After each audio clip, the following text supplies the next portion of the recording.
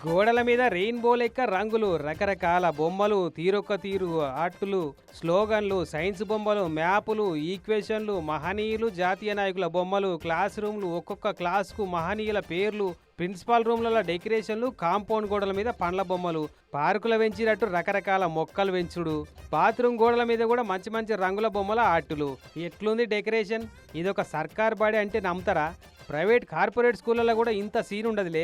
మరి అట్లా చేపించింది ఈ బల్లె హెడ్ మాస్టర్ కొలువు చేస్తున్న శ్రీనివాస్ సారు. జనగాం జిల్లా పాలకుర్తిలో ఉన్న సర్కారు చిన్నబడిది. 1వ తరగతికి వెళ్ళి 5వ తరగతి వరకు ఉన్న ఈ బల్లె ఈ సారోలు వచ్చే కంటే ముందు 40 మంది పిల్లలే చదువుకునేటోళ్ళట.